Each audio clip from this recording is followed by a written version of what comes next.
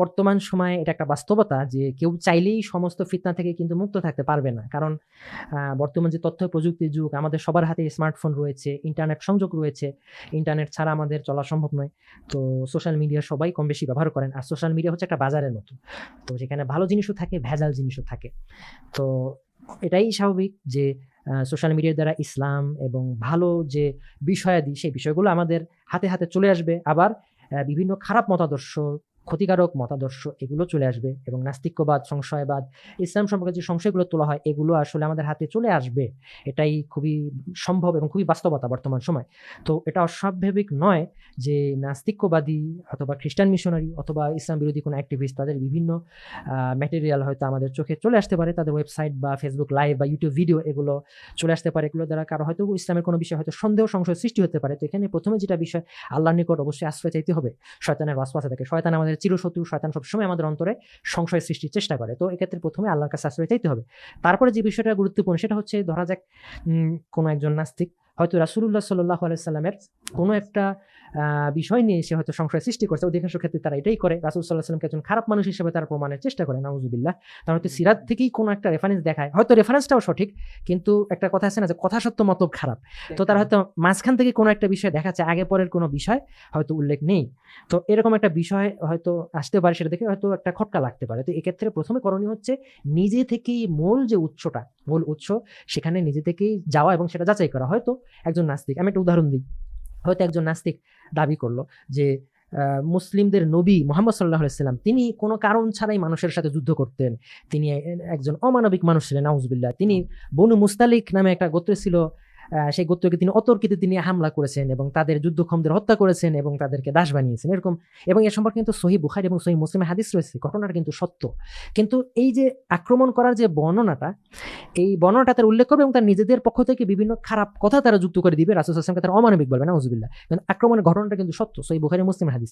এখন যে ব্যক্তি কখনো কোনো সিরাত গ্রন্থ পড়বে না, সে কিন্তু ওইটা দেখে সে তার খটকা লাগবে। কিন্তু যে আসলে কোনো সিরাত গ্রন্থ পড়বে তার একদমই খটকা লাগবে না। কারণ যে কোনো সিরাত গ্রন্থ, ধরি রাহিকুল মাখতুম, এই গ্রন্থটা যদি কেউ পড়ে, তাহলে সে বনু মুস্তালিক বা বনু মুস্তালাক অভিযান, এই অধ্যায়টা যদি সে পড়ে, তাহলে সে দেখবে যে বনু মুস্তালিক গোত্রের যিনি সর্দার ছিলেন, তিনি মুসলিমদের বিরুদ্ধে, মদিনা রাষ্ট্রের বিরুদ্ধে তিনি আরব গোত্রগুলোকে তিনি এক করছিলেন এবং তিনি একটা অভিযান পরিচালনার তিনি সিদ্ধান্ত নিয়েছিলেন। এবং রাসূল সাল্লাল্লাহু আলাইহি ওয়াসাল্লামের কাছে যখন এই খবরটা আসলো, তিনি সাথে সাথে কিন্তু আক্রমণ করেননি। তিনি একজন সাহাবীকে তিনি গোয়েন্দা হিসেবে তিনি প্রেরণ করলেন যাচাই করার জন্য অভিযোগটা সত্য কিনা। সেই সাহাবী তখন গিয়ে খবর নিয়ে দেখলেন যে সেটা আসলে সত্য। তো তারপরে তিনি রাসূল সাল্লাল্লাহু আলাইহি ওয়াসাল্লামকে যখন অভিহিত করলেন যে হ্যাঁ, তারা আসলেই একটা সৈন্যদল তারা তৈরি করছে এবং আক্রমণ করার জন্য, তখন রাসূল সাল্লাল্লাহু আলাইহি ওয়াসাল্লাম তাদেরকে অতর্কিতেই আক্রমণ করলেন। একজন রাষ্ট্রনায়ক তো এটাই করবেন যে কেউ আক্রমণ করছে এটা টের পেলে তো তিনি অতর্কিতেই তো আক্রমণ করবেন, তাহলে তো আরো বেশি রক্তক্ষয় হবে, তাই না? তো আরো বেশি প্রাণহানি হবে। তো তিনি অতর্কিতে আক্রমণ করেছেন এবং তাদের সেই যে যুদ্ধের যে পরিকল্পনা সেটা তিনি ভেস্তে দিয়েছেন। কিন্তু এই মাঝের ঘটনাটা হয়তো তারা হয়তো সহিহ বুখারী বা সহিহ মুসলিম, সহিহ হাদিস সেখান থেকে নিয়ে আসে, কিন্তু আগের পরটা তারা দেখাবে না, ইচ্ছা করেই তারা দেখাবে না। আবার ওই যে পরের ঘটনা কি, পরের ঘটনা তাদের কাউকে দাস বানানো হয়েছিল, এটা সত্য কথা। কিন্তু ঘটনা এখানে শেষ না। আপনি যদি যে কোনো সিরাত গ্রন্থ পড়েন, ধরি রাহিকুল মাখতুম, সেটা পড়লেই আপনি জানতে পারবেন যে পরবর্তীকালে এই যে বনু মুস্তালিক বা বনু মুস্তালাকের যিনি সর্দার, তার কন্যা জুয়াইরিয়া, তাকে রাসূল সাল্লাল্লাহু আলাইহি ওয়াসাল্লাম বিবাহের প্রস্তাব দিয়েছেন। এবং এটা সে সময় একটা রীতি ছিল যে শত্রু গোত্রের সাথে বৈবাহিক সম্পর্ক স্থাপন করলে তাদের সাথে মিত্রতা স্থাপন হয়, এবং রাসূল সাল্লাল্লাহু আলাইহি ওয়াসাল্লাম সেটা করেছেন। এবং জুয়াইরিয়া তিনি নিজের ইচ্ছায় ইসলাম গ্রহণ করেছেন রাদিয়াল্লাহু তাআলা আনহা, এবং তিনি রাসূল সাল্লাল্লাহু আলাইহি ওয়াসাল্লামের বিবাহের প্রস্তাবটা তিনি গ্রহণ করেছেন, বিবাহ হয়েছে। এবং যখন বিবাহ হয়েছে তখন সাহাবীরা স্বতঃস্ফূর্তভাবে তারা যাদেরকে বন্দী করা হয়েছিল, যুদ্ধবন্দী, তাদেরকে মুক্ত করে দিয়েছেন, আর কেউ আসলে দাস হিসেবে ছিল না। তো এটা আপনি যে কোনো সিরাত গ্রন্থ বলে, কিন্তু এই আগের পরের কোনো ঘটনা উল্লেখ না করে জাস্ট মাঝখান থেকে একটা ঘটনা, আমি একটা উদাহরণ দিলাম, এরকম অজস্র উদাহরণ দেখা যায়। যদি কেউ সংশয়ে পড়েন, আপনি যে প্রশ্নটা করেছেন, প্রথমে দায়িত্ব হবে নিজে থেকে চেষ্টা করা, মূল ঘটনাটা, আগে পরের ঘটনা কি, মূল উৎস থেকে ঘটনাটাকে সেটা দেখা। আরেকটা বিষয় হচ্ছে অনেক সময় তারা হাদিস থেকে রেফারেন্স দেয়, হাদিসটা সহিহ হাদিস কিনা সেটা দেখতে হবে। অনেক সিরাত গ্রন্থগুলোতে কিন্তু সব হাদিস কিন্তু সহিহ থাকে না, সেখানে সহিহ হাদিসও থাকে, দুর্বল হাদিস, এমনকি মাউযু বা জাল হাদিসও কিন্তু থাকে। তো অনেক সময় দেখা যায় যে যখন মুসলিম দায়ীরা এই হাদিসের শুদ্ধাশুদ্ধিগুলো দেখিয়ে দেন যে এটা আসলে হয়তো কোনটা দুর্বল হাদিস থেকে এমন একটা তথ্য আছে যেটা হয়তো আপাত দৃষ্টিতে দেখে মনে হচ্ছে রাসূল সাল্লাল্লাহু আলাইহি ওয়াসাল্লামের সম্পর্কে একটা খারাপ কিছু, কিন্তু দেখা যায় হাদিসটা দুর্বল, তাহলে সেটা তো দলিলযোগ্য না।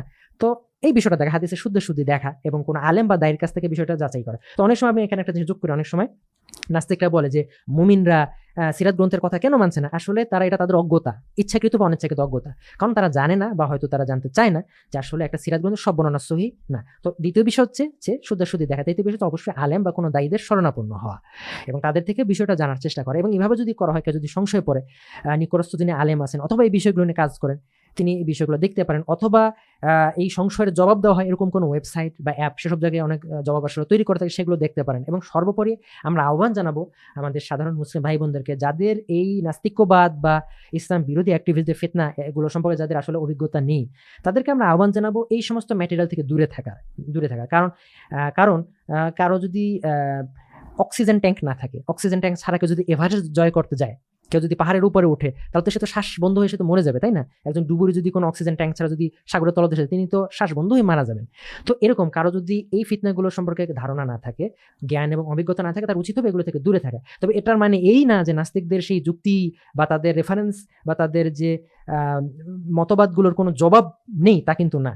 অবশ্যই যারা আলেম এবং দায়ী, তাদের দায়িত্ব হবে, তাদের একটা দল থাকবে যারা এই তাদের অপপ্রচার এবং তাদের অসার যে যুক্তিগুলো সেগুলোর স্বরূপ তুলে ধরে এবং জবাব দেওয়া, অবশ্যই তাদের জবাব আছে। কিন্তু সাধারণ মুসলিম ভাই বোনদেরকে আমরা নসিহা করব যে নাস্তিক এবং অন্যান্য ধর্মের যারা অ্যাক্টিভিস্ট আছে তাদের এই অপপ্রচারগুলো যথাসম্ভব দূরে থাকতে। আর যদি এগুলোর সম্মুখীন হন, তাহলে নিজে থেকে একটু কোরআন, হাদিস অথবা তাফসির থেকে, মূল সোর্স থেকে আপনারা বিষয়গুলো দেখুন, অথবা আলেম বা দায়ীদের শরণাপন্ন হন।